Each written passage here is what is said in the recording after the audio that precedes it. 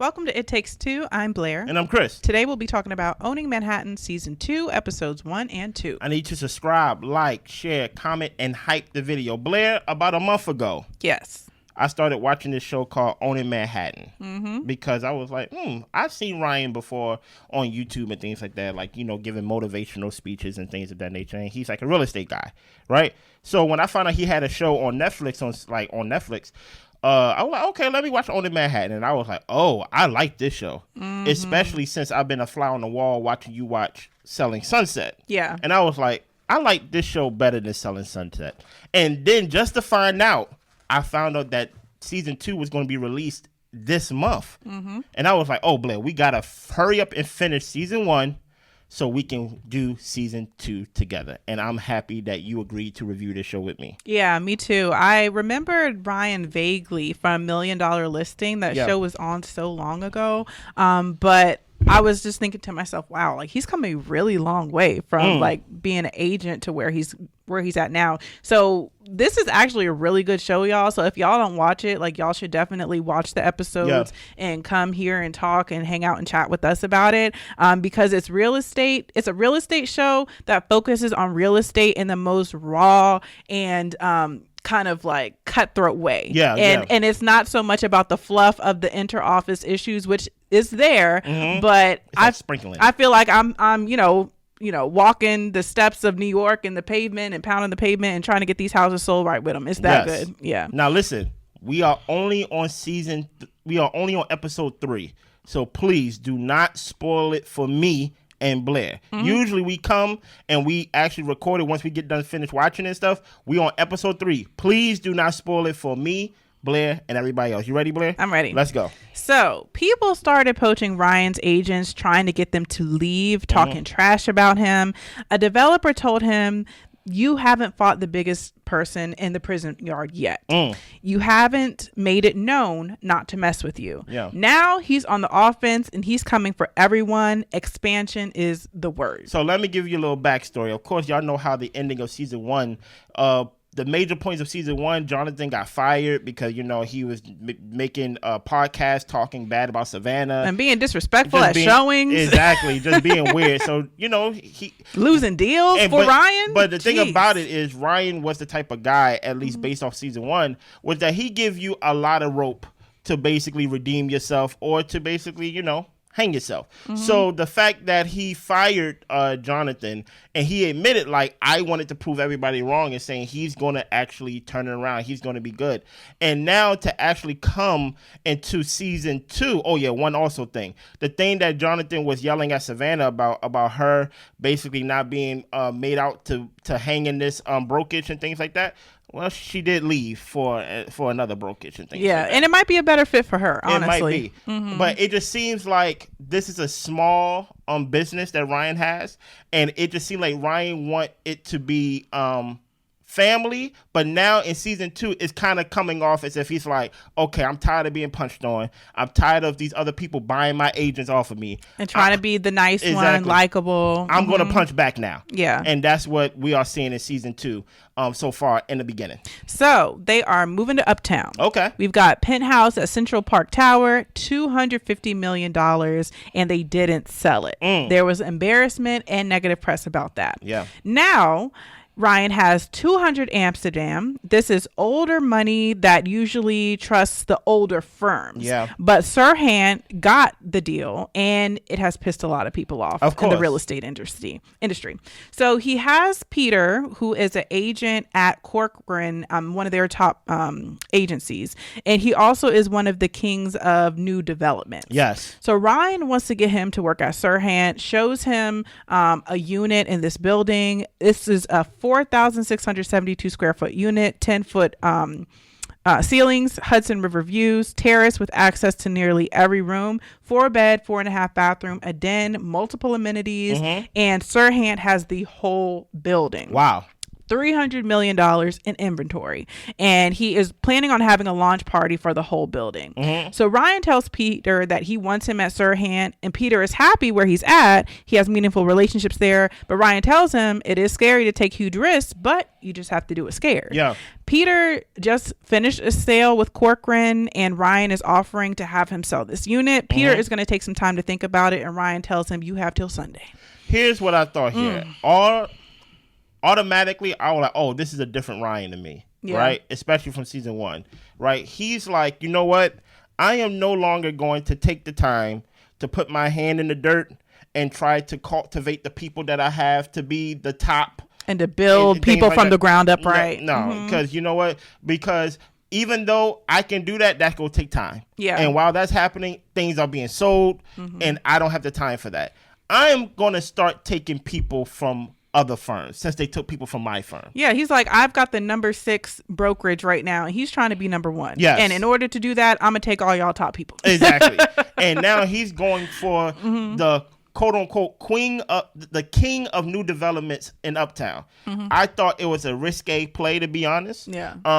I was like, dag, Ryan, you kind of put your neck out there at one of the top firms in that area, and then you go take the top guy. Usually it's hard to take the top guy from the top firm. You get what I'm saying? But we will see.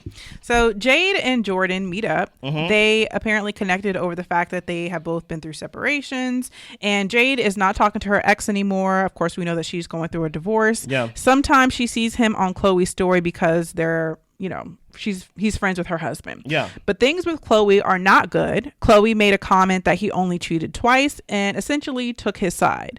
So Jay doesn't think that their friendship is the same, and it will never be the same. And the thing is, when I was looking at last season with Jade and Chloe's relationship, when Jade confided in Chloe that she was going through a divorce, even though Chloe was supposed to be her best friend and this wasn't the first person she told, but Chloe in that moment did say, well, why didn't you tell me? And pretty much got upset with Jade for not being the first one to be let known that she was going through this.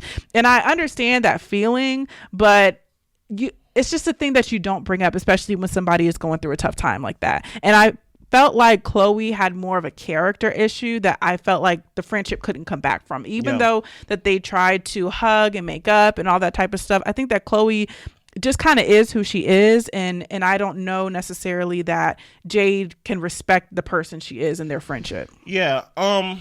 Me and Blair had a debate about this. I do feel like Chloe took it too far. Chloe took it to a place that it didn't need to go. I feel like Chloe did have a right to feel some type of way about, oh, I'm supposed to be your sister. I'm supposed to be your best friend. You're not confiding in me. But Blair, as we was debating and things like that, she was like, maybe because you have a character issue. Maybe I don't want to confide in you because I want it to be about me for once and not about you. Yeah. And then once I actually told you, you kind of made it about you, which kind of proved my point. Right. Right. I think the thing that made Jade kind of look at Chloe permanently not as a sister anymore was when Chloe actually looked down on Jade's accomplishments, because Jade sell commercials. Yeah. Right? She sell commercials to state. She was like, I brought you here. I brought you here. I made you, basically. You wouldn't be where you are without me, to paraphrase. And that is something that you just can't, like, that's something that sounds like, oh, that been in your heart. Yeah. Dude, you get what I'm saying? It's like, you always look down on me. And then on top of that, I understand that while Jade was married to her husband and things of that nature, that, Jade was close with Chloe, and that way the husbands was close and they still hang out. I understand that the husband's probably still going to hang out, and I think it just put Chloe in a complicated situation. But the thing about Chloe is she always take things too far with the whole, like, he only cheated twice. What do you mean only? Like, why would you say that to somebody? It makes, like, I just want to know what was the circumstance that was the thing that you thought was right to say. Right. And that's when Jay was like, actually, I think it was 7 times or like whatever it was. Some people, you only got to get cheated on once. Yeah. You get what I'm saying?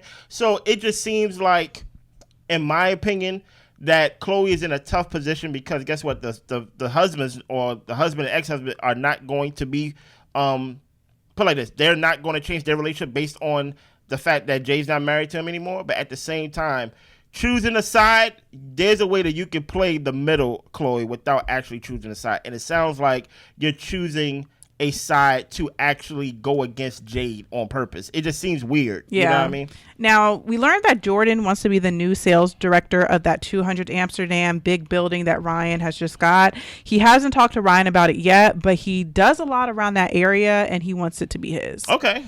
Now, Chloe had a baby. She was off for 6 months, so she needs to get back into the field. And she tells us if you don't make sales, you don't make no money when it comes to real estate. That is true. So she is showing a place listed by Jess, who's also an agent with Serhant. Mm-hmm. This is a 2,000 square foot, 21 foot ceiling designer who does hotel type of unit. It was 3 bedrooms, but it's situated as a 1 bedroom with the renovations and kind of wall tear downs they did. Nope. With 3 bathrooms, and it's $6.995. Not my money. And the buyer that what's her name? Chloe brought said it's lovely, but not for 6.9. The seller actually bought that unit for $4 million, and the buyer thinks it's more worth $5. And honestly, I know like New York is very expensive, and even though this is a pretty spacious, nice place, I was thinking to myself, 6.9 for 1 bedroom.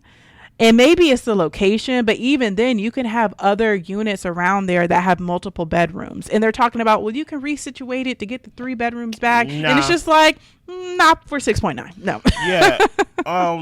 The problem that I have with this is that usually, listen here, when people who are buying these type of houses, they're rich. Yeah. You get what I'm saying? And my thing about it is, what is the investment that I'm going to get back from a 1-bedroom house or 1-bedroom place? Yeah. Right? I can't imagine the resale would go crazy. Well, put like this. Somebody probably will sell it, but they probably going to put like this. If I'm going to live in it, I don't want to live in a house that has 1 bedroom and 3 bathrooms. And right. Things like that. So I'm like, I just don't see the incentive behind the $6 million for this property. That's all I'm saying. So Chloe runs back in to tell Jess that, look, we need to justify the price. Jess says that they actually just got an offer close to ask, and they got the offer the day before, but Jess wanted, to have Chloe's person come in to see it. But Chloe is asking her, why did you let me bring somebody in here if you have somebody that's already close to ask? A heads up would have been nice. And every minute away from her daughter, needs to count. And I will say that I get that people have like their family, their kids and all that type of stuff. And I just because you have a daughter don't mean that she needs to start being a reason for excuses or, you know what I'm saying? Or anything like that. Like you're doing the work, and I get that I felt like it was a weird thing that she wouldn't let you know. Maybe she thought that your buyer would have a higher bid or something like that. I really don't know what was going on in Jess's head, but you could have let Chloe know what the situation was before she walked in. Yeah. Even if she still wanted to bring her buyer there. Yeah. So. And I believe this is Jess T and stuff like that. And I already got a bad taste with Jess T. Because of last season with the podcast with her with Jonathan, right? The gossiping. Yeah. So with the buyer even said, listen, y'all got balls the size of church bells. Right. Try to show me a house of 6.9 million with 1 bedroom and 3 to 4 bathrooms, and it just seems like it is a waste of time, especially with Chloe. Chloe seems like a go-getter, and she's just like, I'm not one of those real estate agents that just show houses. I want to sell houses and things like that. Yeah. Now, Jordan M. is showing Ryan a unit at East 78th Street. Jordan came in to, see it at its ground floor, and he's been, talking about Serhant, and he's been with the company since 2020. So he's, loyal to the company. Yeah. The unit is 3 bedroom, 3.5 bath, courtyard view from the primary, and it's $6 million. That's the off market price. So Jordan M., this is the one who wants the 200 Amsterdam. He brings it up to Ryan and tells Ryan, you outdid yourself. And apparently Ryan tells us that Peter wasn't really going for the deal. Ryan says that he wants to put his top agents in front of the developer and let you guys do your pitch and announce the pick at the event. So Jordan is going to be one of the people who does a pitch to the developer, and Ryan is telling him, just make sure you know your audience. Apparently there's like a Japanese developer that's going to be there too. And Jordan starts speaking Japanese, which Ryan didn't know that he could speak. Now, if you know the backstory of Jordan, Ryan actually has a lot of respect for Jordan, right? This is Jordan M., I believe, the black one, right? He has a lot of respect for him because he's like, Jordan actually been in this industry longer than me, right? And Jordan M. talks about how he was with someone else and, when he decided to take a risk to actually start with someone that is a startup company compared to basically being the top at someone else's company. Do you believe that Ryan, since Jordan been there from the beginning, that Ryan should have served it up to someone in-house before trying to recruit Peter? I do. Really? I feel like he should have done that, especially if you have people in there who can get the sale done. Now, if you don't think that they could, I don't want to say too much because I want to, allow the story to unfold itself. But I do feel like when it comes to Jordan expressing his interest in it, I do appreciate he gave him an opportunity. But as we go along, I don't know how real the opportunity was. Well, maybe not hand it to him, because I think it's fair for other people in the office to get their fair shot at it too. But he gave him an opportunity to pitch. But when we go on, I don't know how much of that was a real opportunity. Yeah, I think Ryan actually did the right thing of actually involving Ryan and trying to recruit, not Ryan. Ryan did the right thing of trying to involve Peter, trying to recruit Peter. Okay. Because here's the risk that happens. If I, let's say, put one of my loyal agents on it and Jordan actually becomes a great seller and things like that, and he sells the whole place out, Peter is still out there as the king developer of New York. Yeah, and it's still selling for others. It's still selling for others. So this is one way that I can weaken my competition while I still got Jordan on the team. I'm just recruiting somebody else potentially to be on the team. And that's very strategic. But that's the whole point that Ryan is trying to say. Yeah. In the beginning, the way he said, I'm trying to be on offense, right? I've given y'all task before, and that hasn't stopped anybody here from leaving potentially, right? Now I need to start taking from other people and things like that, because that's the only way that I can expedite me from being top 10 to being top 3. Right. You get what I'm saying? That's so true. So we get to Niall. He used to pride himself on being a top agent, but there are more agents at the company, and he's around 5 or 6 right now, and he's trying to work his way back up.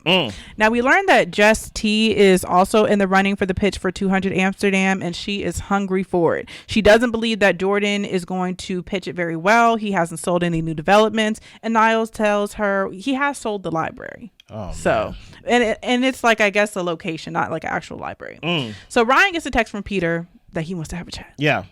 Now, Chloe is talking to Jess T. She feels conflicted about the Jade situation. She continues to hear Jade talking bad about her behind her back. She never came to see her baby or even checked in on her. And Jess T thinks that Jade is being obsessed with status now and always hanging out with Jess M now. Now, Jordan M says the developers loved his pitch. He's feeling great. However, Jess T thinks that Jordan M is delusional for thinking he'll get 200 Amsterdam because he's Ryan's guy. He doesn't sell new developments. And we find out who is going to be the sales director for 200 Amsterdam at their I wanted to call it an album release party, but at their at the event. Yeah, at their launch event. At their launch event. Yeah. And it's Peter. He got Peter. Now this is where it kind of rubbed me the wrong way, because I feel like you told Peter, if you come work with me, you get this building. Now, Peter didn't have to do a pitch, I assume. I could be wrong. Maybe. But maybe he did. Who knows? But it just makes me wonder that these people who had spent time studying, putting a pitch together and all that, now that Peter comes running and he's telling them, well, it was the developer's choice, I don't know how true that is. I just don't know if I trust that explanation. Well, put it like this. I trust the explanation because what did Ryan say in the beginning? He said, this is uptown. This is old money, meaning that they invest in basically firms that have been well established. Yeah. I'm sure the developer know who Peter is because he's the king of new developments in uptown, right? The worst reputation to have is when people are saying Jordan, you haven't sold no new developments. Jordan, you want this development that will put us on the map in uptown. But that's also his competition saying that. I feel like you have to consider the source. But I wouldn't lie. Why would I lie when I could be fact checked? Yeah. If you haven't sold no new developments and things like that, Jordan, I understand that you want this thing so you can put your name out there. But you trying to put your name out there under our umbrella and things like that. So you could be viewed as the top guy within Ryan's company.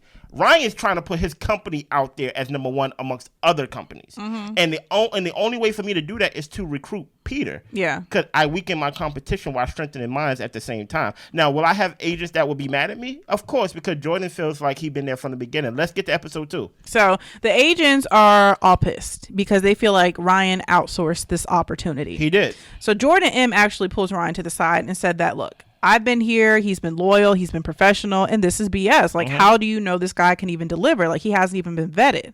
But Ryan says it was up to the developer. They chose Peter. Yeah. Here's the thing, Jordan. His reputation actually spoke for him. Yeah. Yeah. His career is the vetting. Yes. He doesn't have to come here to be vetted. Exactly. He's made his mark. And that already told me in episode 1, mind you, Ryan is showing this whole building to pitch to Peter. Right. That just shows that's probably the only thing that I probably don't like about the company that Ryan runs is that everybody in some weird way wants, hey Ryan, put me on this, put me on this, put me on that. I know you have your favorites, put me on this, right?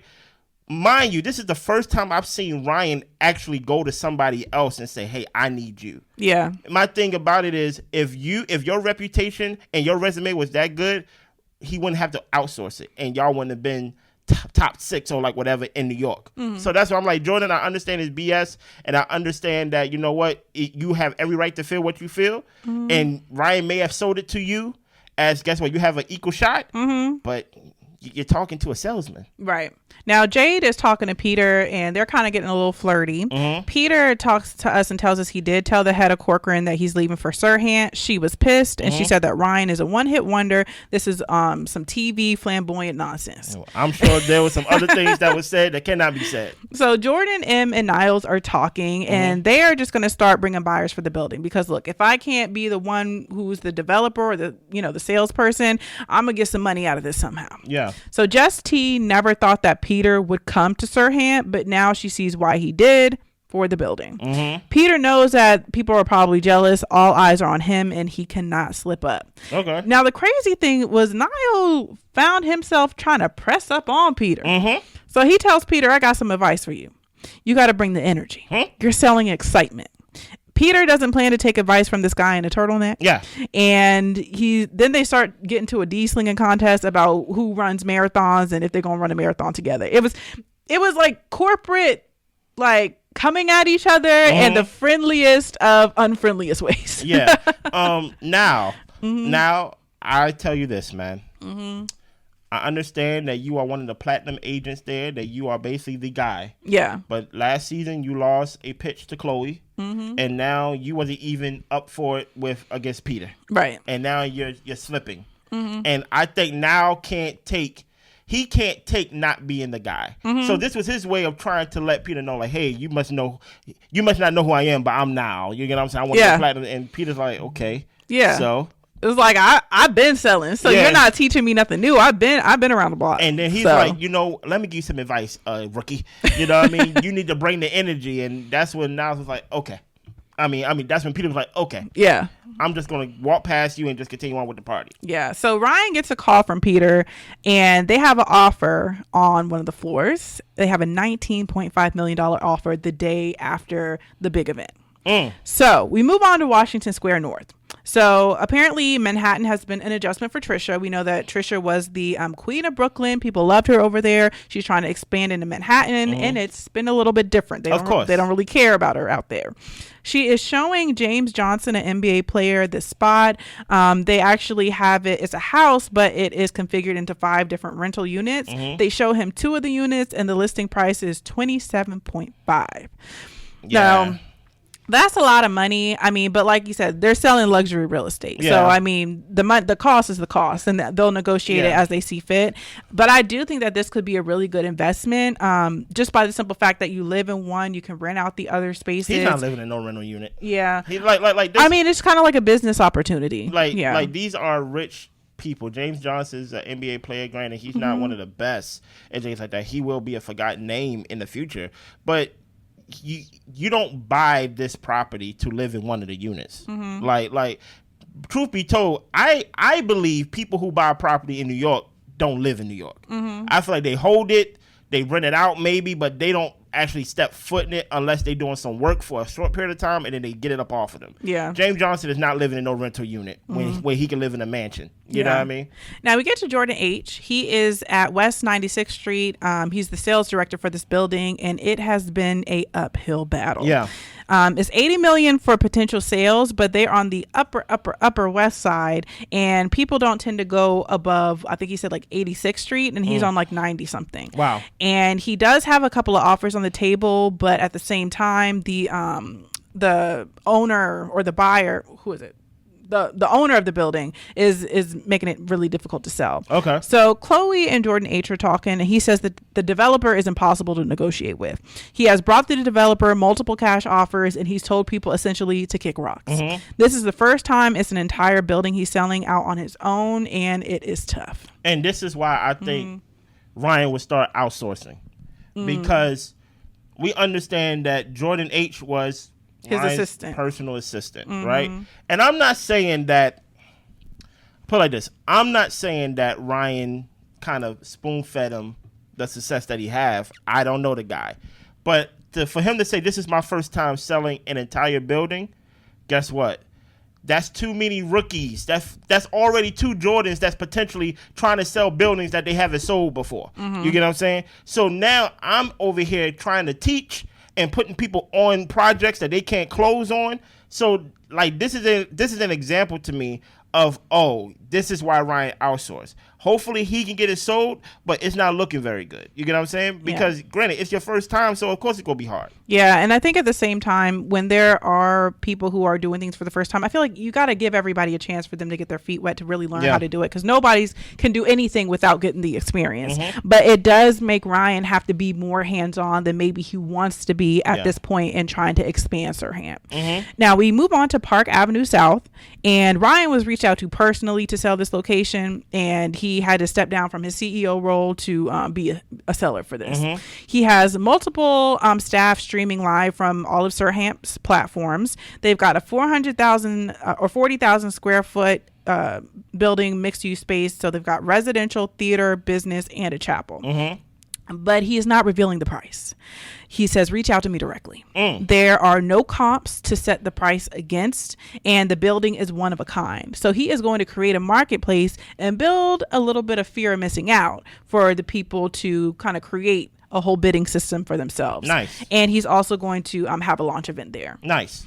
Now, Jess M meets with her team lead, Brandon, and this is for the Washington Street location, the one bedroom that we were talking about earlier. She already has a buyer and a seller. They are both friends that she has through her fiance, but legally you can't represent both. Yeah. So Brandon M is going to represent the seller. Okay. So Jess M calls the buyer and says that the seller is countering at asking price. He's willing to come up to 6.925 with the furniture, no art. Brandon calls the seller, relays the offer, and he tells him, that's fine, but I want to keep my mattress. Jess M calls her guy and tells her, and he says he can keep his little stinky funky mattress. Okay. Let's make the deal. Okay, thank you. So she ended up getting a commission of $415,000, and I think this scene was really interesting to me because like when it comes to like the home buying thing, and I think specifically like in the luxury space, that some of it is a little bit of a power play. And it's not enough that you're going to sell your place and get money. You, of course, want to sell it for as high as you can get it. But when you realize that, look, he listed it at 6.9, selling it for 6.2. So it's just like, I got to feel like I got the upper hand somehow. And that's how I feel like egos kind of get into the play and get in between these deals, which I know is annoying for these agents. So. Yeah. Also, whenever you're buying a house, I want to encourage people, if you don't have a house yet, that really ask for anything and everything, right? If you are in the house, let's say you buying a house and things like that, and you like that dining room set, and you say, hey, when I buy this house, can I keep that dining room set? Guess what? Only thing they can say is no. I've know stories to where people have basically asked for dining room sets. They ask for certain equipment and things in the house and say, hey, I like this art. Can I keep it? And they're like, yeah, go ahead, keep it. Because at the end of the day, I want to sell the house, and I'm getting $400,000 or like whatever the house is sold for. So guess what? You can keep your mattress. I don't want the mattress if you want your mattress. Yeah. We move on to Khloe and Trisha, and Khloe tells Trisha about the situation with Jess M, about the place that she went to that she already had a buyer for. Yeah. Now, Trisha doesn't dislike Jess M. She doesn't like that Jess M makes things look easy and fall into your lap, because they work very hard, and she's reinforcing the notion that we get paid so much for doing so little, and she don't like that. And she's like, look, if your fiance helps connect the deals for you, that's fine, but we work hard for what we earn. Yeah. And I feel like Khloe, she's kind of like a bait type of person. Like, she's like, wants to give out the bait so that people can kind of wrap themselves up into gossip. So I kind of feel like Trish, she fell for it a little bit, but at the same time, if Jess M were to approach her, Trish would tell her the same thing. So I don't think she got wrapped up too bad. But at the same time, I'm like, I can see where Trish is coming from. If you're being, the thing is, everybody has a network, right? That they're making and creating their deals from. But it does feel underhanded when you have other agents coming to a place that you kind of already have locked and loaded. Yeah. So, hopefully I don't got my Justice mixed up. I think I do. I don't like Jess M and things like that. Jess T is the cool one. I hope. Jess M is the one that did the podcast, right? Yes. So Jess M, I don't like. I can see exactly how they feel about Jess M, because truth be told, the fact that she survived while she was keying with Jonathan last season, guess what? It's beyond me, right? Also, Jess M, I don't like her character, because I think at one point she was willing to help out Savannah, and then all of a sudden just turned her back on it and started talking about it with Jonathan. Yeah. And I was like, that was crazy. That was weird to me. Now, the thing about this is, I understand that Trisha, her name is Trisha, right? Don't like Jess M, but here's the thing about Khloe. I don't trust Khloe's character as a friend. Right. I trust her character as a closer. I trust her character as someone that can sell and things like that. She's a shark, you know? So I don't know if I would confide in Khloe, because I think Khloe is the type of person that takes information and use it to her discretion and things like that. That doesn't mean that she is... And the thing about Khloe, which I think a lot of people get wrong about Khloe will actually use information against you, and it's not personal to her. I think this type of environment cultivate those type of character traits. So hopefully, even though I understand that she don't like Jess M, hopefully Trisha keeping, protect your neck at all times. So we get to a East 57th Street location. Yeah. Niles brought Genesis here and brought her in on the deal. This is the 5,500 square foot, 5 stories, 4 bedroom, 4.5 bath, indoor outdoor space. He actually brought her into Serhant, and she feels a loyalty to him for that. The off market price is $7.75, and the house is great. They seem to vibe with the seller, and it seems like it'll be a good deal. And I think that, what is his name, Niall, he was talking about how he wanted to bring in Genesis because she does a good job with sales and she has her own network as well. So I think this is part of his strategy to kind of build himself back up within the business. Now comes up as one of the people that if he's 6, he's not going to be 6 for long. Right. You get what I'm saying? He's going to find his way to be back in the top 3, if not 1. So Peter visits Ryan, and they talk about how the someone put in an offer for 19.5 for like the hide. Right. So Ryan calls the developer, and he didn't want to counter the offer. It just wanted to take it at 19.5. And the developer, of course, wants to sell other units for like north of 20 million. Yeah. So Ryan is telling him, you don't want to just take it because it'll kind of drive down the price of your other units. You want to be able to increase it and sell it as high as you can go. Yeah. So they get the developer to counter the offer, and they end up getting a better offer at 20.750 with no concessions. Buyer comes back, says 20 best and final, and the developer is down to take the deal. And so that's pretty much how that went. And I thought it went pretty good. Yeah. I found it very interesting that when Ryan was over there doing some extracurricular work, even though he is working, but he's probably doing something for social media and things like that. Yeah. And Peter came in and just basically said, hey, listen here, I don't know what you're doing in that corner, but I'm here to talk about real estate. Right. You know what I'm saying? So help me close this thing right here. And this is just showing how Peter's working automatically. You know what I'm saying? So Ryan gets a call from his business officer, and apparently Jordan H is presenting offers but not getting deals done, of course, that we know with that upper west side location. So either Jordan is going to need to get taken off the project, or Serhant loses the project based off of that developer. What do you think is going to happen? I think that they are going to remove Jordan from the project. And unfortunately, I think that might be a little hit to Jordan, but I hope it doesn't keep him down for long. But Ryan has to protect Serhant. Ryan, exactly. That's his number one objective. Yeah. Also, Ryan said he's on the offense this season. So if that means that, hey, I got to take you off, mind you, I'm not taking you off because I feel like you can't do it. I'm taking you off because you didn't do it. Right. If you was doing a good job, you wouldn't have been asked to take off. So Jordan shouldn't take it personally, especially since he's been the personal assistant to Ryan. I'm sure he's seen some things. But if he does take it personal, then it would just prove to me that, you want some type of favoritism from daddy. Do you get what I'm saying? To where Ryan don't got the time to play favorites at this moment when he's trying to excel in his career. Right. And that's all we got. It's been good the first couple episodes. Yeah. Yes. I need you to subscribe, like, share, comment, and hype the video. If you like the show, make sure you catch up, watch all of season 1, catch us in season 2 and things like that, and we see you next time. Bye.